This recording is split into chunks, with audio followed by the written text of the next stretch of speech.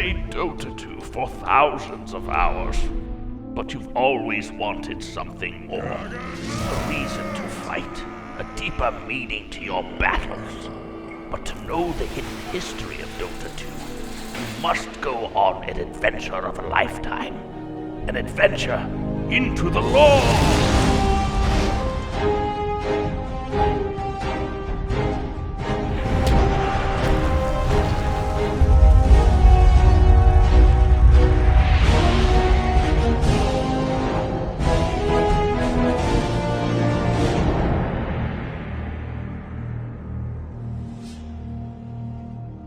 There have only been a few updates in Dota 2's history that have focused on the lore. When they uploaded the old training program where you receive pages of the Archronicus for completing them, and, well, pretty much that's it. Until now, with the release of Siltbreaker. Siltbreaker is the realization of a dream of lore enthusiasts, opening up the Dota 2 world from a simple, unchanging map to an entire universe for us to explore. A living, breathing world with new people, towns, places, and terrors. To be able to see this world that has once only existed in theory and weapon-flavored techs come to life is a dream come true, and one that we will hopefully be able to see again in the near future. But while Siltbreaker is exciting and breaking down every single piece of lore is going to be a exhilarating experience for me, we can't get started just yet. There's just far too much background information for us to discuss and know before we get into the new revelations the game mode presents us. In order to understand the new campaign, we must understand the characters and the lore behind them, the Slithereen. So come with me now on a journey beneath the waves, where the Radiant and Dyer's reach are lessened and the gods of the surface hold no power. Let's dive headfirst into the world under the sea.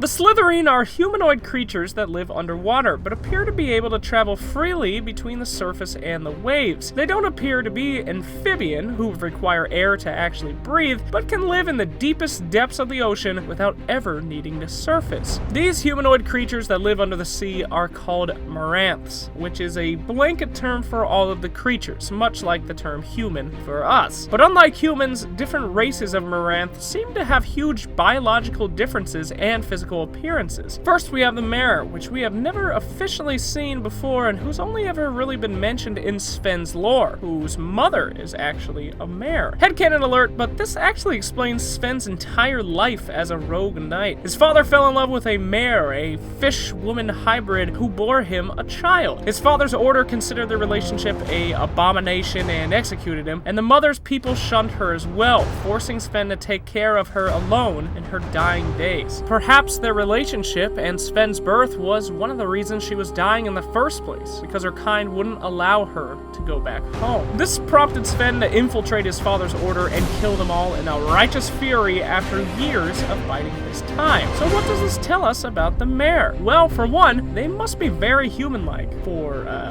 babies to be made between a human and a mare. This has to be so, or a human-Maranth hybrid like Sven wouldn't be able to live for years among other humans without being discovered as a quote-unquote abomination. Our first time actually seeing a mare might be in the Siltbreaker comic with Disciple Kai and the Conclave. As you can see, Kai is very human-like despite being a Maranth with 2 feet, 5 fingers, and really the only big giveaway of his fishy features is his head. Perhaps that's why Sven dons the Shattered Helm. Perhaps this is also why he has so many assorted helms, to mask his Maranth ancestry in the period where he infiltrated the Vigil Knights. But with that headcanon over, there you go. The mare, like Sven and Kai, are our first race of Maranth. Next up, we got the Leviathans. On our sliding scale from human to fish, the Leviathans are one step more than fish than the mare. Still humanish looking with their typical bipedal 2 legs and hands, but clearly fish-like in their heads and size, the Leviathans are creatures that live in the shallow waters rather than the deep ocean. Which doesn't really make a lot of sense when you think about it, because the general rule of aquatic life is that the deeper you go, the bigger the creatures get,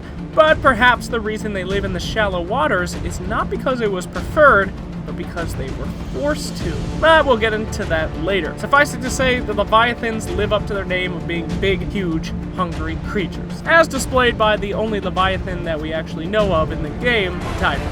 Now we move on to the Slithereen, and this is where things get a bit complicated. Alright, so the Slithereen are the furthest that we get to the fishy side of our scale without going to full fish. They have prominent aquatic features for most of their bodies, like their long tail, prominent gills and frills, and overall fishy features. Yet they still have human arms and human-like facial features where it matters. Yet this is not necessarily needed, as you can still have 2 feet and 2 arms and technically be a Slithereen, as Slark's Dark Pack lore states that Slithereen can regrow appendages, implying that Slark himself is a Slithereen, or at least half of one. So, Slithereen, obviously not human and have a prominent fishy features such as tails instead of legs, big or fishy eyes, and even octopus-like tentacles as we saw in the Siltbreaker comic, but it goes deeper.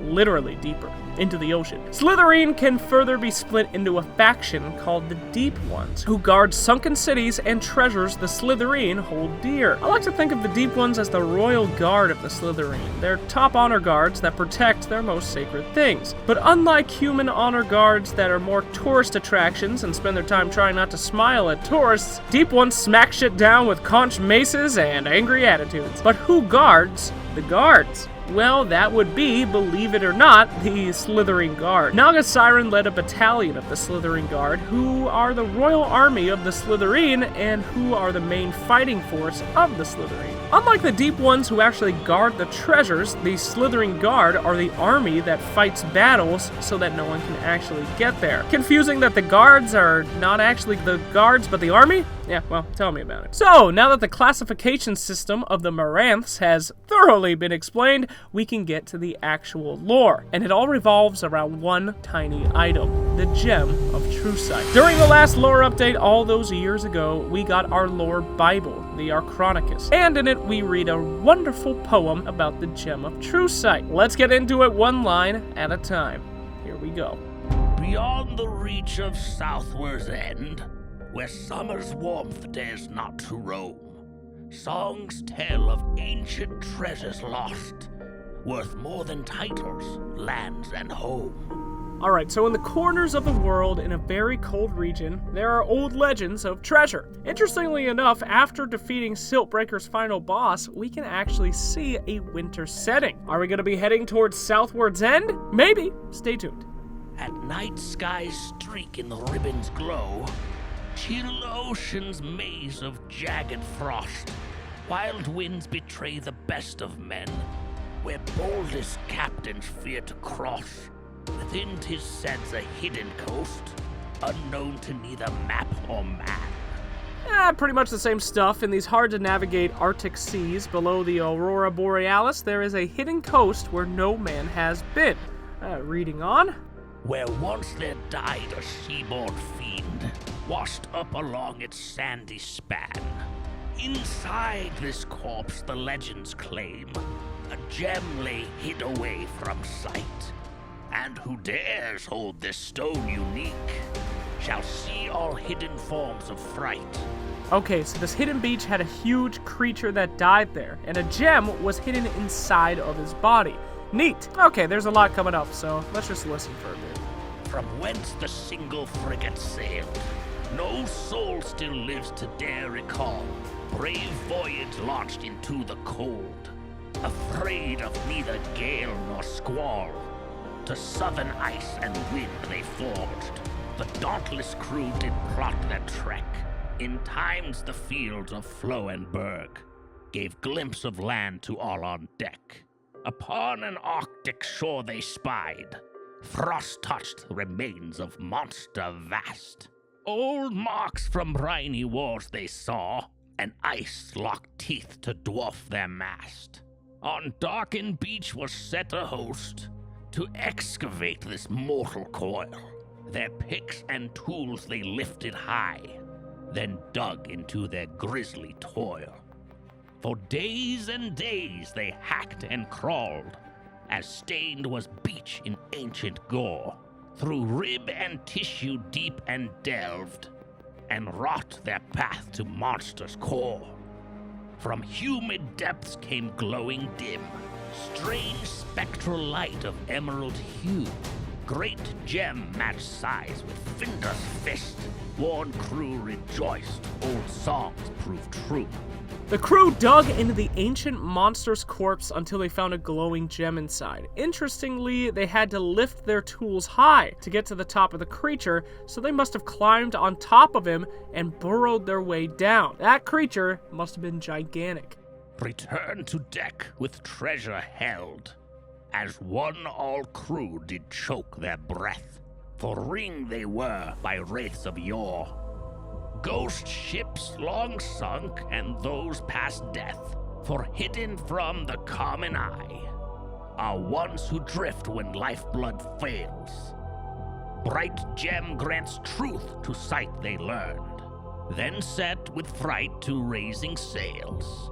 Yet ghastly shades no harm intend, but warning men whose air's still drawn, to bring sight stone on waters wide, would raise the wrath of deep Melron. So the crew finds the gem and goes back to their ship, and lo and behold, they can see every ship that has ever died in that area, complete with ghostly crews who are ringing their bells. But not to scare them, to warn them that moving the gem from shallow water to the deep ocean would awaken Maelron, who we will explore later. For now, back to the poem. A day and 12 on ocean waves, past laden anxious crews retreat, when came long shadows in their wake, Lord Melron's servant come to eat. Maelron sent a monster to reclaim the gem after 13 days at sea. By haste and lucky breeze they sped, for dawns the scourge kept far at bay, until a wisp of earth drew far, when fickle fortune's winds betrayed. As beasts drew under ship to strike, rowboats were filled with man and loot. Then loosed were heavy chain and weight, to crash ship's anchor on sea's brute. The monster caught up to the ship and went under it, but the crew abandoned ship and dropped an anchor on top of its head. Then deck leaned port as sea beast scaled, while tendril fury came aboard. In frenzied panic 3 boats fled, with ship entangled, kraken roared. Through tree-thick feelers twist and squeeze, wood hull made vent to frozen surge, as half ship sank, death masters cold. The gem still moved and neared shore's verge. In rushed pursuit the kraken swam, to overtake the first boat of 3. When drowned men froze and wreckage sank, did Hunter learn its charge stayed free. The beast sees 3 boats escaping and kills the first boat. As second crew in horror rode, slick grasping fingers closed around. Yet once again gem was not there, and third boat's band set foot ground. So terrified of Melron's rage, did thrashing scourge set out anew, then breached itself upon the surf, as kraken flailed, its foe withdrew. The beast kills the second crew and chases for the third, but they make it to shore. The creature chases them to shore, but was much slower and could not catch up to the sailor. Of fated crew's last port and call, no gray account still deigns to say. Some firm believe they made toward home, though others tell of hangman's sway, of gem and title, deep god's hunt. Vain quest goes on without reward, its servants blindly come to shore. To kill and raise, be put to sword, for no thrall creature of the depths, no spirit bound in drowning's keep, nor Melron the tentacular shall rest till seas gem comes to sleep. So the men make it to shore, but no one knows of their fate at the end. All that is known is that Maelron will never rest until the gem is returned to the ocean. Alright, so much lore to go through, so many revelations.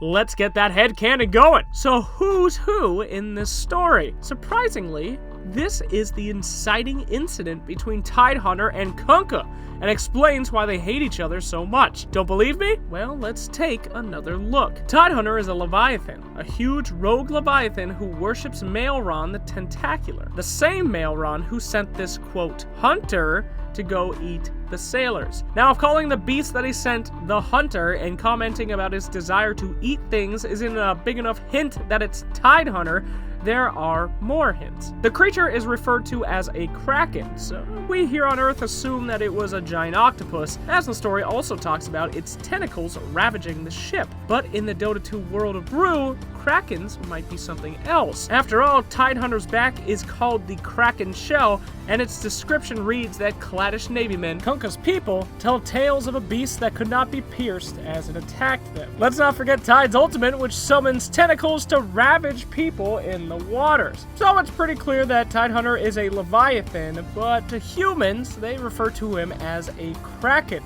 the beast of the sea, and the hunter of Maelron. But how do we know it was Kunkka? Well, the crew lost their ship but dropped their anchor on top of the creature, and Tidehunter carries the anchor of Kunkka's flagship. Furthermore, Kunkka has the ability to summon a ghost ship, the same type of ghost ships that he witnessed after claiming the Gem of True Sight, a ship that even rings its bells and has ghostly wails, just like in the poem. Perhaps exposure to the gem for so long gave Kunkka power over its effects, and it became part of him. But in the end, there are too many coincidences for it not to be true. This is the incident that made Tidehunter hate Kunkka, chase him to the ends of the earth, and finally catch up to him in the battle between the Kladdish Navy and the demon fleet of the Cataract, where Kunkka supposedly died to Tidehunter, who summoned Maelron to destroy and ravage his entire fleet. So there you go, one of the biggest mysteries in Dota 2 is finally solved. The theft of the Gem of True Sight by Kunkka is why Tidehunter hates him so much, for Tidehunter cannot return home and please his god until the gem is returned to the deep. But these two may not have been the only ones affected by the Gem of True Sight. So much already revealed, but there is so much more to talk about. We haven't even gotten into the revelations of Siltbreaker yet, but this is all way too much for one video. Anyway, thank you for watching Loregasm. Special shout out for part 1 to Mary Mind, who is making some of that custom artwork, and you'll get your normal shout outs at the end.